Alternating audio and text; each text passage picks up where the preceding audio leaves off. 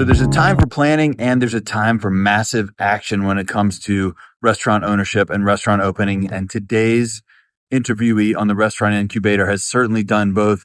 You're going to hear about when he opened his first restaurant. He spent a year sleeping in the unair conditioned, unplumbed, showerless space above that restaurant, working downstairs and showering at the Y across the street. So enjoy this conversation with Ryan Rogers. And if you want a little help planning your restaurant business, click the link in the show notes. There's a suite of downloadable digital tools there that I've built to help you with your budgeting and business planning process. Thanks for listening, y'all. Stay humble, stay hungry.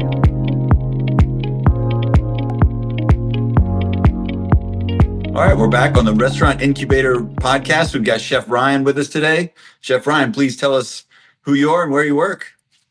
My name is Ryan Rogers. I am the somewhat chef, mostly owner, somewhat operator of 4 restaurants in Louisville, Kentucky. Our original restaurant was Lease Barbecue. We started that in 2012, actually in New Albany, Indiana. We opened another restaurant called Royals Hot Chicken in 2015.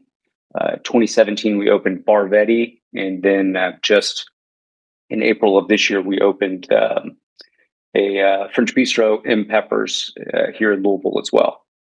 Okay.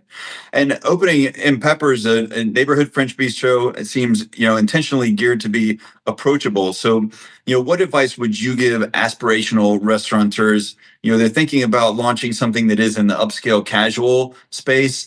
I continually find that to be a tough place to eke out margins. So maybe talk to us a little bit about, what you look for and trying to drive profit with that sort of, that level of operation. Yeah, I mean, I think, particularly when I was younger and at first kind of getting into the restaurant business, and particularly when I first started cooking, I brought a lot of ego to the dishes that we were making. And a lot of that ego was about, me personally and not about necessarily what diners wanted. And what we wanted to do with M Peppers was make a restaurant for diners that said, what do you want to eat when you are, it's a Tuesday night and it's 5:00 and you just had a long day of work and you say, I don't really want to cook tonight. I just want something easy and that I know is going to be delicious. And so that was like, for me personally, that's always kind of gravitating towards either Italian, which we already have a restaurant in Vetti, or something kind of like French steak frites, roast chicken, kind of simple-ish, perception is simple, simple dishes, hamburgers that are just delicious. And if you can compare that with great service, great wines, classic cocktails, I think that for me as a restaurant that I want to eat at, 7 days a week, I don't necessarily want to go there to get beaten over the head with, a pairing of grapefruits and, black olives. Yeah. So I feel like if we can excel at doing those dishes well, then we have to charge the prices that we need to charge to make them, profitable for the business. So that means, if we have to charge $35 for a steak frites, that's what it is. We're not going to be able to be, Western Sizzler, Golden Corral, right? We're not going to be those prices, but we have to provide an elevated experience that justifies what we're doing and charging. Yeah, for sure. And I'm sitting in the private dining room at Bluebird, our French bistro right now.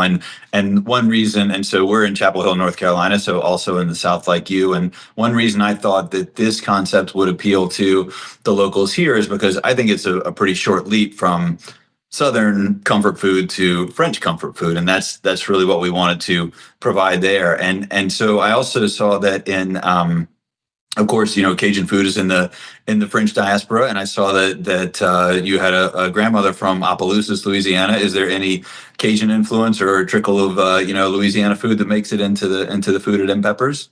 There's not. I mean, the French diaspora is, we could talk about Vietnamese food, African food. I mean, the French, were colonizers. They went all over the world and planted people. I have a big love of Cajun cuisine and Creole cuisine.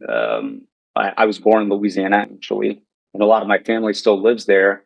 But with this restaurant, we were trying to kind of really stick in a lane of of French there's a little Southern influences in there. At the end of the day, this restaurant is not in France.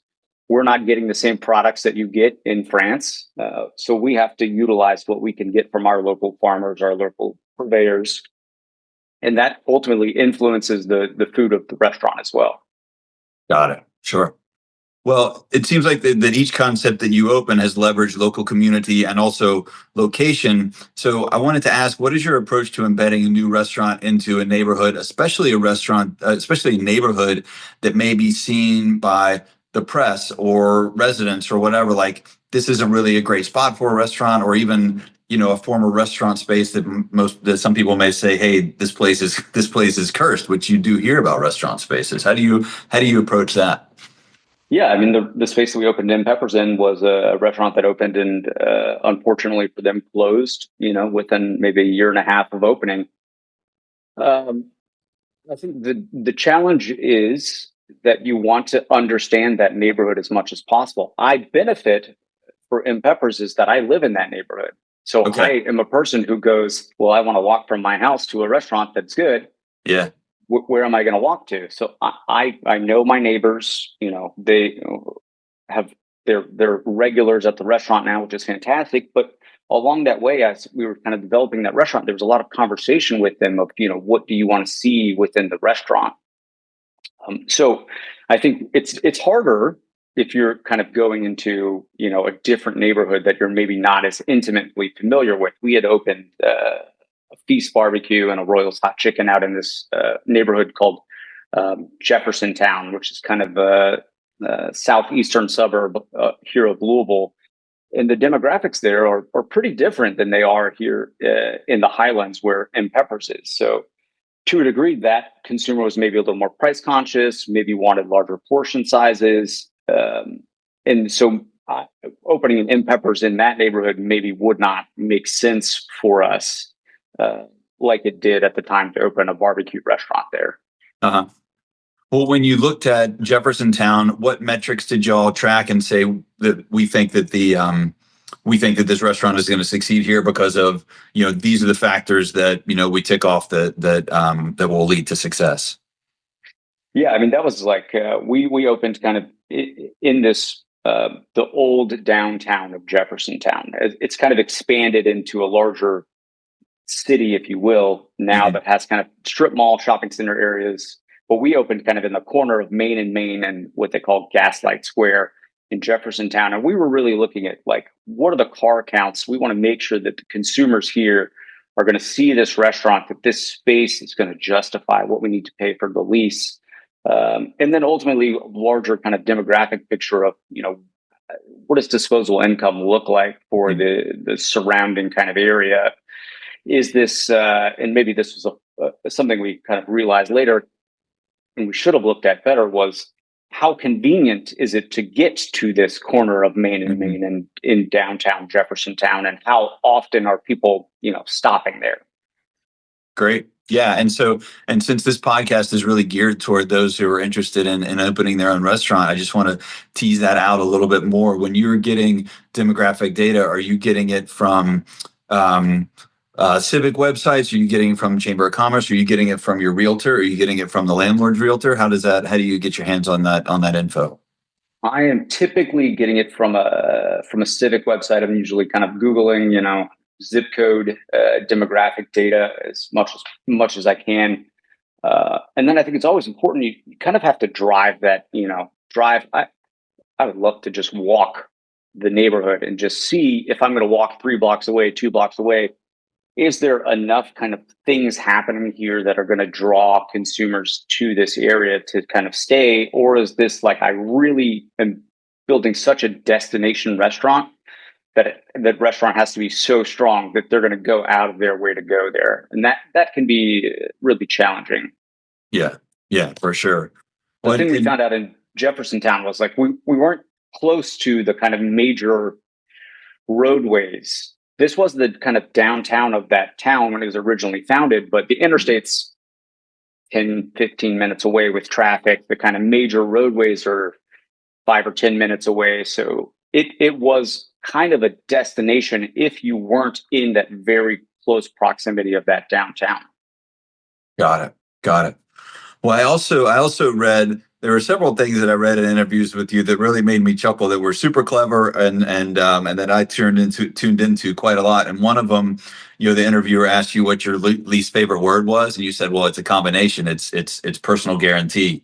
And so that that gave me a jolt. So I wanted to ask, before any lease, what are the most important financial metrics or forecasts that you insist on seeing before signing? Are you, is it all about the cost per square foot? Tell us what are the most important things that you look for in something that you're going to be guaranteeing personally. Or not, or preferably not. You're closing out that clause and saying no personal guarantees. Restaurants are an incredibly expensive endeavor to get into. You're going to improve someone's property. You're going to put a lot of money into this space. And at the end of the day, if it doesn't work out for me, for the restaurant that I put in there, the landlord still has this space that I probably improved. They benefit. And they're going to be able to re-let this space at the rate that they were charging me, if not higher. So I have to find a landlord that has a vision for the space, that says, I understand that we're a partnership. We're working together on this space. We're both going to benefit. When I'm going to come in and I'm going to put $1 million into a space, or $500,000, whatever it is, that's going to improve his property. And if it doesn't work out for me for whatever reason, COVID, bad business, I make poor decisions, those things all happen, that guy still owns that property. So, you've got to find a landlord who understands that, like, there's upside for him no matter what. And it's not worth it for me to put every other asset that we've worked so hard to build on the line to open a restaurant. So that's a number one for me. Number two is, like, what are these total costs that we're looking at? Because I always see a landlord who's like, oh, it's only $25 a square foot. Oh, but by the way, I need you to cover the insurance, and I need you to cover, maintenance, and I need you to cover all of these triple net costs that, oh, by the way, it was $7,000 or $8,000 a month, but now it's 10 or 11 or 12 or whatever. And it's like, those are huge differences. We're increasing this cost by 30+%, and insurance rates are not going down. So we actually had this interesting thing. Our properties that are all in Nulu, which is this kind of neighborhood in Louisville on Market Street, Feast Barbecue, Royal Hot Chicken, Bar Vetti, they're all kind of in 2 blocks of one another. They were putting out there this bid to have kind of neighborhood block-wide maintenance program that they were going to pay for by increasing property taxes on the buildings, I should say. But the only people who got to vote on these things were the property owners. But I said, here's the reality: is the property owners aren't paying the taxes. I pay the taxes. They're just pushed through to me, and then I pay them. But they get to make the decision on property taxes going up. So I need to see a total cost at the end of the day, because that's how we're going to justify if this thing's going to make sense. We can say, hey, I think we can do $2 million a year here, but we have to keep this rent total cost, preferably under 7%. We need to be in that range. So those are kind of the big things that I want to look for. Utilities, I can't control those things. Obviously, I want to look and make sure that whatever systems are in there already are not 40 years old. They're not going to completely fail immediately. If so, I want the landlord to, provide us some protection around those items. But ultimately, end of the day, we're constantly replacing, repairing equipment. We've got a walk-in cooler that's down today at Bar Vetti, and we're closed for today. So it's constant. Yeah, I got the text and the phone calls last night that, the light fixture over table 23 at Proximo is pouring water, and the EVAP pan is overflowed. And so, yeah, it's just constant, especially in the South in the summertime. Well, I wanted to tease that again, since we're trying to pass our knowledge down to aspiring chefs, aspiring restaurateurs. When it comes to those lease negotiations, do you prefer? Every landlord is different, but do you prefer a percentage rent, or a ceiling on a percentage rent or a floor to percentage rent, or do you prefer something that is not percentage rent at all? What do you think is the best way for an independent operator to set themselves up for success? I think it really depends on the landlord and the deal you can negotiate. You want to negotiate the best deal at the end of the day. That's good for everyone. I have never had a percentage rent deal. I've tried to negotiate some in the past. I have some, and every time I've tried to negotiate them in the past, I put ceilings on them, and I said, I'm happy to do a percentage rent deal, but here's the ceiling. And once we put a ceiling in place, the landlord says no. They say, I don't want to do the deal. If you're going to do $5 million a year, I want to make more money. And I'm like, that's not how it works. You're not doing anything. You just own this property. Good for you. So all of our deals today are, just straight rents. They're, a monthly deal. We've done kind of an interesting one at M Peppers where we're paying a higher rent in April through December, and then we pay a lower rent January through March. Just that's our slowest quarter historically for all of our restaurants here in Louisville. So we negotiated to say we want to pay 75% of the normal base rent in that quarter, and then we'll pay a higher rent to get you even the rest of the year, because the rest of the year is way better for us and we can kind of afford that. So it's like that's a deal that we've done, but typically we just try to have a base rent, as many options as possible, as low of a percentage year over year increase as we can kind of negotiate. And that seems to, for the deals that we've done, work out for everyone. I haven't heard of the different kind of lease tier or the rent payment tiers throughout the year before. And I assume that is to help cash flow in the slower months. What are some other, tips, tricks, strategies, hacks, or methods that y'all have for helping cash flow? Because it can get really tricky in the slow months. That's for sure. It gets really rough. It can get. I mean, we've had some just awful Januaries and Februarys that you start looking at the bank account, going, we're gonna maybe do some math here on what we need to pay today and what we can pay next week. That's for us is also trying to, anytime we're negotiating any kind of deals with distributors or whatever, you want flexible terms with them. As much as possible. You don't want to get in a situation where you're always paying 30 days later after those bills come in. But in January, February, March, you might want to push some of those things. So, we typically, if it's a distributor or, maintenance companies that we utilize, historically, this time of year, we're paying bills the minute they come in. Now, if it's due 30 days out, when we get into kind of December, now we've put ourselves in a good position. We've got everything paid. We don't have any bills due. We try to hold some cash. And then as we get into January, February, March, we start to try to push some things back, make sure we're not paying too early, and make sure that we're preserving cash on hand, because always the most important thing for me is, are we going to make payroll, every 2 weeks? We have to make payroll. We've never once not made payroll in 13 years, and I don't plan on starting that anytime soon. If I need to pay the landlord 5 days late, we can talk about it, and they're usually, understanding. Well, this is all fantastic information, and the things that you're describing, like invoice aging. I mean, this is like some double black diamond independent restaurant, business stuff. So how did you, and almost all of this stuff is screened off from even, general managers and executive chefs at independent restaurants. How did you learn all this stuff? Did you learn it by doing, or did you work in a hotel group that had some transparency to these practices?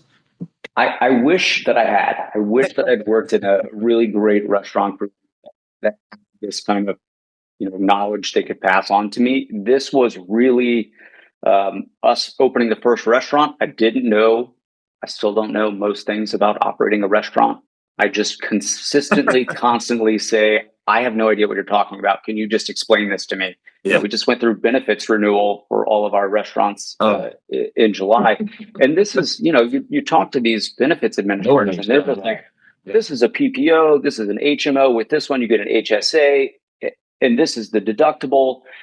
And I'm just like, you are just talking a completely foreign language to me that I've never heard. So all of it has just been learning along the way. And ultimately, I've kind of extricated myself from day-to-day management of the restaurants and really any kind of chef role within the restaurants, because the business side of it is so important. Mm-hmm. The managing the cost, the understanding all of those kind of little things that, the little boxes, if it's not just utilities, but if you think about the benefits that you're offering today, each one of those has some dollar value associated with it that you really have to understand and justify. Does this thing make sense? Do employees even understand that we're giving them this benefit? And do they value it at the same rate that it actually costs us? Mm-hmm. So I've really had to wrap my head around the business side of the restaurants as much as possible so that we can be profitable. We have investors at the end of the day. They want to maximize the return on their investment. Mm-hmm. Thankfully, they're good partners, and they're realistic about the return on their investment. Yeah. But they've invested in our businesses and in me because they know that I spend my time making sure that we are operating the business from a business perspective, not just a chef owner perspective. And I think those are oftentimes pretty different. I had a great conversation with Union Square Hospitality, the president at the time in 2019, Sabato, and I said to him, how do you guys find these chefs that can do inventory, that can do cost control, that are also really creative? And he said, we don't. Those are just like two different people. Fascinating. He said, we have really great chefs who are really, really good at what they do. They can be really good team leaders, and they're just a mess when it comes to, the business aspects of it. And then we have some chefs who are really great at the business side, really have everything buttoned up. They respond to the emails, they do all the stuff, and they don't really have enough time to also do the creative part of it. So I've tried to, hire great chefs along the way, and we have a culinary director for Feast and Royals. We partnered with Chef Andrew McCabe on Bar Vetti and in Peppers, and said, you guys are the chefs, or you guys are in charge of this. I'm happy to, be a sounding board. I'm happy to give my own ideas along the way. But, this is what your realm is. And I'm going to make sure the business side of it's taken care of, and I'm going to make sure everybody gets paid. Yeah. Yeah. Nice. Well, thinking back to, we talked about lease and personal guarantees and negotiating leases and the many things that can go awry there. If you would think back to opening Feast in 2012 and through that build out process, what were, I guess, maybe the biggest lessons you learned the way, but also, you were learning as you went. So how did you control costs during build out? And also, how did you decide? And how do you decide, now that you've opened so many restaurants, when to hire people? How far out do you hire those salary positions that are so expensive before opening day? I think the more restaurants you have and the more money you're making, the easier that is. When you have no restaurant, you just have to figure it out. We opened, I was 25 years old when I first started looking around for space. I worked in some restaurants. I had moved back to Louisville. I'd been working in New York City and moved to Louisville, worked in some good restaurants in Louisville. And I found myself in a position that was like, I either need to go back to New York, or I need to go to Chicago, I need to go to LA, and I need to learn more, or I need to just try to figure out how I could open something here. And you call landlords and you say, hey, I'm 25 years old and I'm a cook at a bar and grill right now. And they just, hang up the phone immediately. I was driving around, and I found this building in New Albany, Indiana that had a, for lease will build to suit sign on it. I mean, just a dump of a building. Yeah. Beautiful building, but a dump. Had been vacant for 25 years. It's 130 years old, had a gravel parking lot. It was next to another vacant building. And, I called that guy and I said, hey, what's the deal with this building? It's sitting here. It's, looks like the sign's been in the window for 5 years. It's, sun faded. And he said, I bought it at an auction. I'm a contractor. I'm looking for the right partner who's wanting to take a chance on this building. And so here's me wanting somebody to take a chance on me, and me finding a developer contractor who's wanting somebody to take a chance on a building in a, at the time, kind of desolate downtown New Albany, Indiana. So that was like a match made in heaven for us, of a guy who said, I'm going to figure out a lease with you. He said, I'm going to do a lease. It's a 2-year lease. And in 2 years, you have to buy this building from me and all of the renovations. Wow. I'm going to give you 2 years to prove this concept. And if it doesn't work, I'm going to take all of your equipment, everything you put in here, all of the renovations, it's mine. And now I have a leasable space immediately versus this vacant building. So you've improved this space for me. But otherwise, you're going to have to buy this building and all of the improvements we do to it in 2 years. 2 years. And I was like, I don't know. Sounds like a great plan because nobody else would even return my phone call, right? Yeah. And honestly, the guy gave me a pretty reasonable offer on the building and the build out and everything. So within 2 years, we'd proven the restaurant, and I could go to a bank and say, "Here's a fixed asset. This is a building that I'm paying a lease on. I'm paying enough to cover a mortgage. So you should give me a mortgage on this building." And it was great. It actually worked out really well for us. But when it comes to, how did we figure out how to spend money on stuff? There was no money to spend. It was like, how do we not spend money? How do we go on Facebook Marketplace? How do we go on Craigslist? How do I find restaurants close all the time? I've closed many restaurants. I've had storage units full of equipment that was, that I purchased brand new that are $15,000 fryers that are worth $1,000 used, right? Yeah. So I went on and I was like, I'm going to find, what do I need? I need a smoker. I need a walk-in cooler. I need a hood. I need some refrigeration, and I could assemble kind of all of these pieces for, 10 or $15,000, finding some questionable contractors who could install these things as cheaply as possible. I got to get this hood installed. I got to pass fire code. I got to get a fire extinguisher system in here. Maybe I didn't hire the best guy. He did take like a really long time to do it, but he did it pretty cheap. I had to sue him eventually to get him to finish the job, but whatever. But, I went into this building and it was a beautiful 130-year-old Italianate building with a brick building with horsehair plaster on the walls that had been peeling off in spots. And I went in and I just hand scrubbed these bricks, in the building for days. I had a full-time job. And when I left the restaurant, I would go to the new restaurant and just work on it. And I stepped down from my position. I had been the head chef at this kind of like bar and grill in Louisville called Zanzibar. These owners were awesome. And I stepped down from my head chef position. I took a job as a 40-hour a week, cook. And I said, okay, I can't work 60 hours a week and do this, but I can work 40 hours a week and also go do renovation work when I'm not at work. So it was like, keep working, keep paying the bills, and then go over and do this thing. And luckily, the landlord, he'd been sitting on this building for years. It didn't really matter to him how long it took for us to get open. Mm-hmm. So we had the kind of time to figure out, what are these construction projects can I do on my own? What do I actually need to bring in? He coordinated the plumber, he coordinated electricians, and all of those things to kind of get this building to where it needed to be to get open. Fortunately, opened on July 4th of 2012 and blew the doors off of this restaurant. And it was a 1,500 square foot little box of a restaurant. And we had prepped, we made all these sides. We figured out, we got collard greens for the week. We're going to be good. We're going to need to do, 75 patrons today. We're going to be awesome. We had 300 people come the first day and just decimated us. We were closed in like 4 hours. Uh-huh. Like, okay, this is a problem. This is awesome. There's your proof of concept. Right? Proof of concept, 4 hours right? On day one. And we spent the rest of the day, prepping for the next day. And we just, continued to repeat that cycle. And that was like, we had hired 3 employees. It was like, okay, we got one guy. He's going to be the front of house guy. We got 2 people in the kitchen. They're going to run the kitchen. That's going to be fine.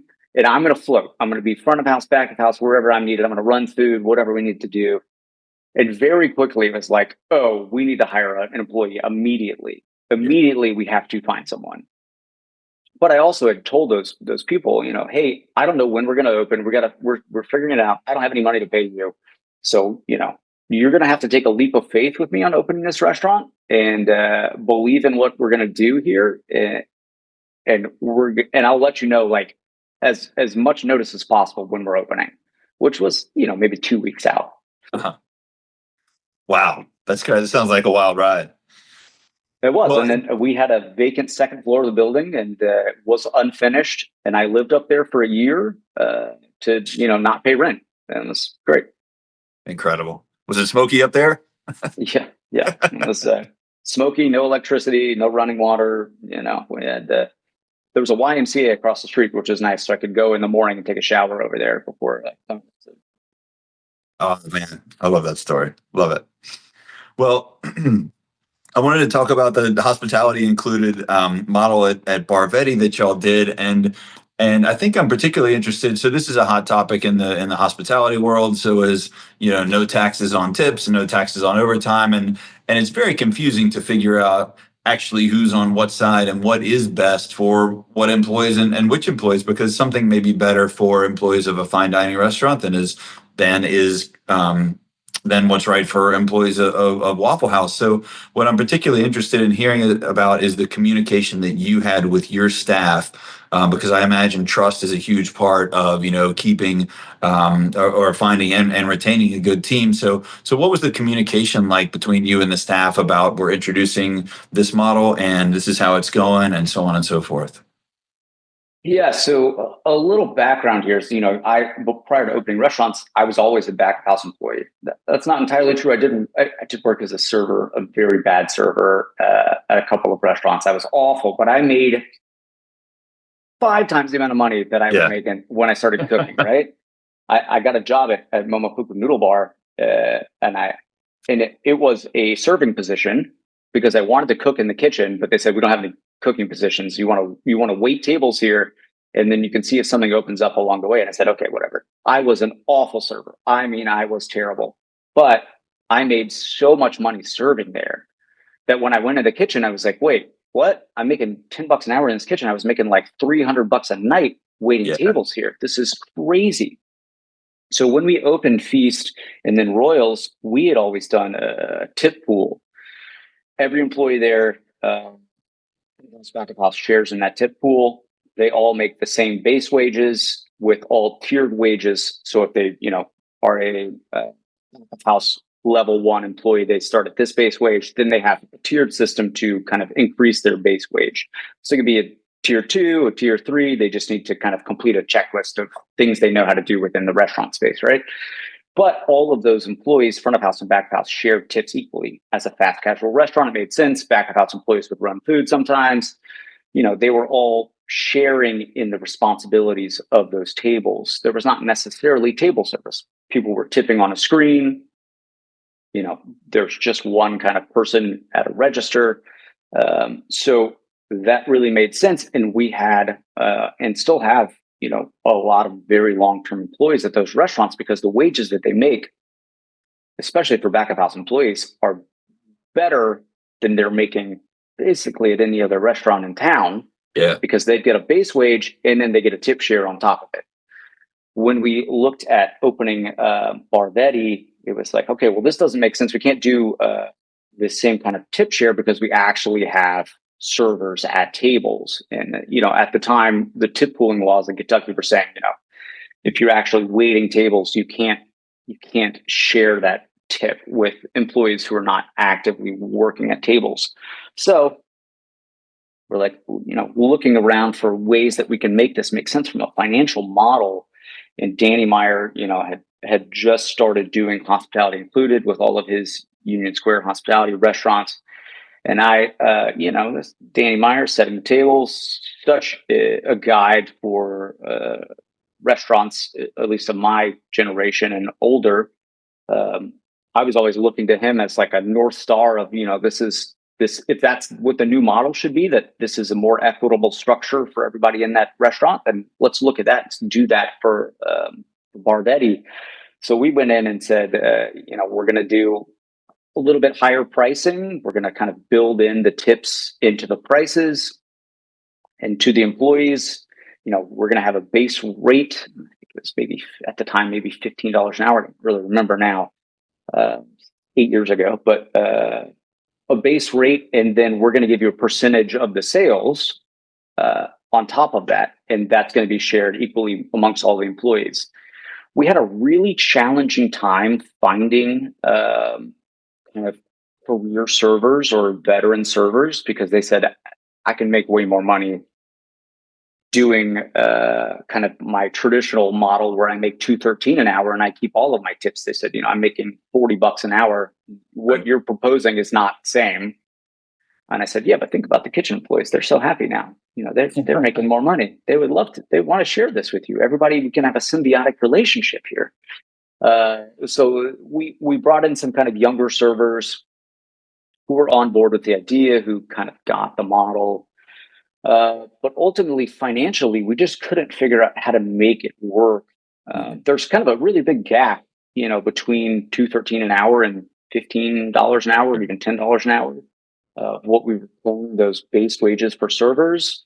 And then we were still kind of paying, we were paying maybe a lower amount than we could pay our back of house employees, because we were giving them a portion of the revenue, but it wasn't low enough that, we were counterbalancing what we had to pay as a higher wage to the front of house employees. So it never really made sense for us financially. And after kind of 2 years of losing kind of, $5,000 a month, $10,000 a month, we and consistently getting this feedback from guests that it was confusing for them. Yeah. That they wanted to tip. And they would say to us like, "Oh, well, I just want to leave a tip anyway." And it's like, "Oh, no, we don't accept tips." And we were doing this like thing where any tips that came in, we would donate them to a charity, which was great, and the staff was really into that. And they would pick the charity every month. Guests were like frustrated with that, and then they were always telling us that the prices were too high. And I was like, "No, take the price, subtract 20%, and this is as cheap, if not less expensive than any other restaurant in town doing, what we're doing." So it was just such a big lift for us from a consumer standpoint, business standpoint, that it just didn't work. And we switched back to doing the kind of traditional model at Bar Vetti, I think in 2019. Our servers there make more now than they ever have. Kitchen employees are not as compensated, likely as a total compensation package as they were previously. But that also the pay rate that we pay our kitchen employees is very competitive with the marketplace. So it's a challenge that we haven't figured out. Mm-hmm. Got it. Yeah, it goes round and round. That's for sure. And I've run the models both ways, and I can't get it to pencil out with the service included. But I just wanted to clarify one thing. So y'all did not add like a 20% service included line item to the check. You built it into the price that the guests saw on the menu. Yes. Okay. People are going to do whatever they're going to do, but I hate when I order stuff and then I get a bill and then it's like, oh, you got the 4%, you got the 2%, 4%, you got the 2% packaging fee and all these other like little things. It's just like, just tell me the price. What is the price? That needs to be the price, and that's the price. Now, I guess there's an issue is that guest perception is like they look at a menu online or something and they go, oh, that place is so expensive. But it's like, we need to charge, as restaurants, we need to charge what we need to charge to be a profitable business. In fact, we need to increase our margins because all of these other expenses are increasing along the way. Yeah. Well, your concepts are so disparate. I wanted to ask about your approach to the beverage program. Is this something that you spearheaded? Do you have a dedicated beverage director? Is it done by committee? It's something that I'm spearheading. We've had beverage directors along the way. We have a really fantastic somm and assistant manager right now at M Peppers that came from New York and LA and worked at some of my favorite restaurants in New York. was moving back to Louisville and reached out and said, "Hey, I love your restaurant group. I want to come work there." And I said, "We'll find a spot for you." Uh-huh.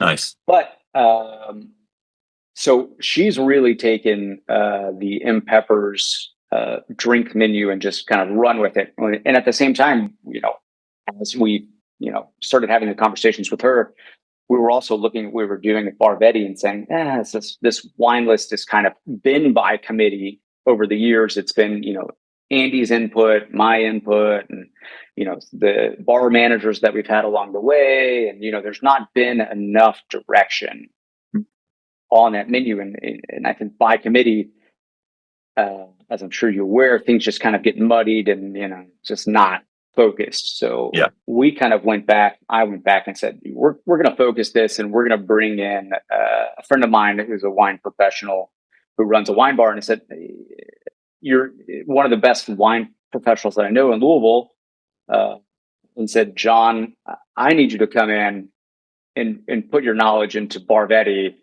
because you know so much about wines, and you know all of these producers, you know all of the distributors that distribute them, and help us focus this list and help us train the team members, because there's nobody on our team at that restaurant at that time that really was passionate enough about wine to have a clear vision and to have the time to do it. We're always constantly getting pulled in 1,300 directions. I've got an insurance claim. I just got an email about that. They'll resolve. Yeah. We have all of these things going on that you really have to have somebody champion it and say, this is your thing. You're going to do it. I know that you know what you're doing, or I trust that you're going to figure it out and run with it. And then I'll tell you if I don't like what you've done, but you're probably going to do it better than I have, better than I'm going to do it, because I don't have the time to do it. Yeah. No, I love that mentality of surrounding yourself with experts. So you said before that success is measured, quote, after the last mop of the night. And so I wanted to ask about, culture setting in your restaurants, especially as you said, you're out of the kitchen, you're out of the operations as much. How do you try and get your values to trickle down or to be enforced, or whatever terminology or thought process that you have around it? Yeah, challenging. That is challenge. It's so much easier when you're a single unit operator. As you kind of grow, you have to systematize things, and systematizing things is not exciting. It's really boring, and it's really not enjoyable to sit there and build out, checklists and prep lists and all of these things that need to get done. And then ask the shift leaders, the managers, whoever is in charge, to make sure they're holding their team members accountable for those things. And equally, you can't just say, well, Steve, he doesn't, do a great job of marketing. So, but he's so great on the line. And it's like, no, man, everybody's got to hold their own weight. I can't be up to the morning crew to come in and be like, wow, Steve closed last night and the line looks terrible. Right. Uh-huh. So it's checklists, it's systems, and it's accountability at the end of the day. And we're always trying to find and hire the best talent that we can. So if we have a great manager, they're going to hold employees accountable. They're going to set standards. They're going to, they're going to do it as well or better than I can do it. But we're also always doing, checks in the restaurants. We want to come in. We want to see, what does the restaurant look like today? Did this get cleaned properly last night? Did everyone put everything away? Did people do the prep work? And so it's a constant trust and verify, putting the systems in place, and hoping that it gets done. Yeah, and it's challenging. It seems like the bigger we get, the more systems we build, the more that you have to double check that those systems got checked. Yeah. Well, I like the trust but verify model. Is that something that is just, whatever restaurant you're happening to be in that morning, or is that something that there's a formalized walkthrough or something that's done by a GM or a kitchen manager? How does that work? Yeah, so it's supposed to be. I say it's supposed to be because it doesn't always happen, and I get frustrated about it. I know. But we have a checkoff list, and people are supposed to initial next to it. I did this. And then you have somebody who's supposed to be the leader of the shift or the manager on duty, who's supposed to come by and check off at the end, hey, I verified tonight that all of these items were done. I'm the shift leader today, and I verified, hey, yeah, Brandon did the bathrooms, or, Brandon cleaned this. And then, if the manager's coming in the next morning and looks at that and goes in the bathroom and goes, nobody cleaned the bathroom last night, he can go back to that list and go, not only did, Steve write down that he cleaned the bathroom, but then, Michael came behind him and said, oh, I verified that Steve did the bathroom. Okay, well, now we have two problems here. Not just that somebody wrote down they cleaned the bathrooms and they didn't, but also that somebody else said they verified it and they did. Yeah. Yeah. Accountability is one of those things that we always talk about, and it might be the most important thing, but man, it is hard to live it. And it's a minute to minute thing for sure. Well, so let's see. Y'all have done barbecue, you've done hot chicken, you've done French, you've done Italian. This is the last question of the day. What's next for you? Oh man, space dependent. We opened in Peppers not with the intention of doing French bistro. We had another concept in mind that we've been talking about for a long time. We've looked at a lot of spaces on it, and we haven't found the right space yet. So we saw this space that on Bardstown Road that we've done in Peppers and we said this isn't the space for that concept, but it's a pretty good space. Uh-huh. It's fairly turnkey. They've done some good ideas in here with like some design stuff. Kitchen's really tight, but I think we can make it work. We move a couple things around, and the lease made sense. We have a very good landlord who wants to partner with us in that space, and we said, look at this space. This is a French bistro. This is what makes sense here, versus the concept that we wanted to do that we didn't do yet. And so, we have. I could tell you that we've got, I want to do a Mexican brunch spot. I want to do, a really awesome fried fish place. And, I want to do a steakhouse. There's all these, I love the creation aspect of opening restaurants. I love the design aspect. I love how we, can tailor a menu to kind of hit all of the spots that we need to hit. All of that part is really enjoyable for me. And I think Louisville's a good market for that. We have a lot of white space for new restaurant concepts to come in that are doing it at a very high level. Louisvillians have continued to gravitate towards quality restaurants. And, it's up to myself and the other good operators and restaurant owners in Louisville to continue to give them higher quality restaurants. So I think there's a lot of space in the marketplace in Louisville for those restaurants. And I do a lot of traveling when I'm not in Louisville. And all of my traveling and vacations, if you will, are to go to restaurants and to see, hey, what is working in this market? What's working in New York City? I want to know what's working in Chicago or what's working in Montreal or Paris or whatever. And does that concept make sense in Louisville? Could we do something like that that's similar in our market that's, our own take on this thing? Well, that's I wanted to ask about that because it does seem to me natural and probably correct that the first restaurant a chef or restaurant owner opens is probably the one. It's got to be the one that they would bet their future on. It's got to be they're doing the thing that they know best. That they said, all other things being equal, this is what I know that I can nail. And I'm projecting a lot of what I've done because I do think it's natural and I think it's probably correct. It's what I've done. But then going forward, you may have an idea for a concept you want to do, but then you come to a space and maybe it's a second generation restaurant and all the equipment's going to convey and is full of wood burning grills. And you thought you were going to do a breakfast diner, but instead, like the space is demanding that you do a steakhouse. So is there an element of that to, spaces that you see in Louisville? It sounds like you have, maybe a stack of concepts almost ready to go and are looking for which one to slot into a space that accommodates it. Yeah, I mean, we have to find the space. We also have to find the team members that make sense in that space. We couldn't do M. Peppers. We have a great chef de cuisine there, Sean Gualilo. Brittany Hoffman's our SOM and AGM, and we couldn't do that restaurant and be successful in that restaurant today without those people, really slotting into that space. So we need to have the right space that makes sense, that makes sense, and the concept that makes sense within that space. And then those right people also that we can slot in and say, like, you know this cuisine, you know these wines, you know these cocktails, and you know service, and you can do this job. Because ultimately, at the end of the day, myself or Andy or any of our other kind of operations team members aren't going to be there all of the time. We might only be there one day a week or a couple of days a week.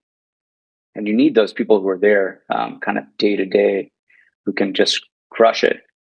Yeah. And barbecue, was 100%. Like, I had been working at a fine dining restaurant in Louisville, and I had watched so many steaks come back to the kitchen with people saying, I want them well done. And these were like, expensive dry aged ribeyes and stuff. And I'm like, oh my God, what's happening?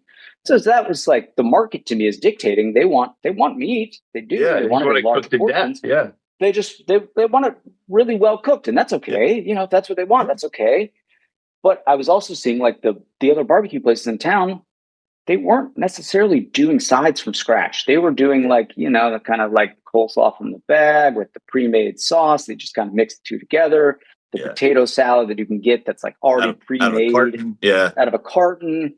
Yeah. Baked beans from the can. You maybe throw in a couple pieces of bacon. You go, oh, we made our own baked beans. It's like, no, that's not how you make baked beans. Like, we're taking dried beans, we're soaking them in house overnight. We're cooking them in a huge kettle and doing it fully from scratch. So we said, we can take what they want. They're asking for, really well cooked meats.